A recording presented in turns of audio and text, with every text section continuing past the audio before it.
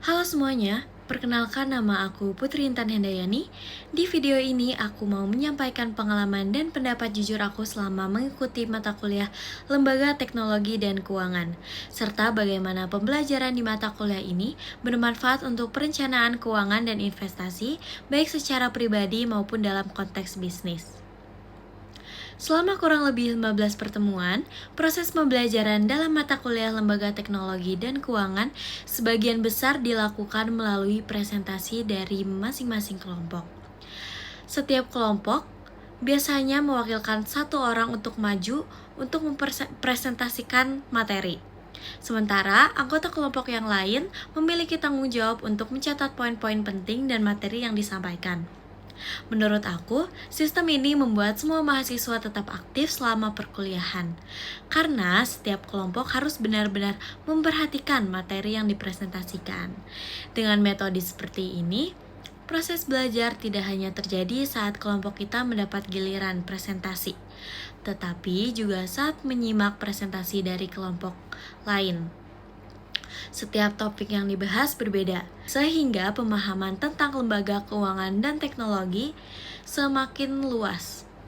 Mencatat poin-poin penting juga membantu aku memahami materi secara lebih terstruktur dan memudahkan saat mengulang kembali materi di kelas. Pembelajaran secara konvensional di kelas memberikan dasar pemahaman yang kuat. Melalui presentasi kelompok, aku jadi terbiasa menyusun materi, memahami isi pembahasan, dan menyampaikannya secara sistematif. Hal ini juga melatih rasa tanggung jawab terhadap materi yang dipelajari dan meningkatkan kepercayaan diri dalam menyampaikan pendapat. Di sisi lain, pembelajaran berbasis digital sangat mendukung mata kuliah Lembaga Teknologi dan Keuangan. Materi yang tersedia secara digital membuat proses belajar menjadi lebih fleksibel karena bisa diakses kapan saja. Selain itu, penggunaan teknologi dalam pembelajaran membantu aku memahami perkembangan teknologi keuangan yang saat ini digunakan, seperti sistem pembayaran digital, layanan keuangan berbasis aplikasi, dan inovasi di sektor fintech. Jika dikaitkan dengan perencanaan keuangan pribadi, mata kuliah ini membuat aku lebih sadar akan pentingnya mengelola keuangan secara terencana dan tidak impulsif.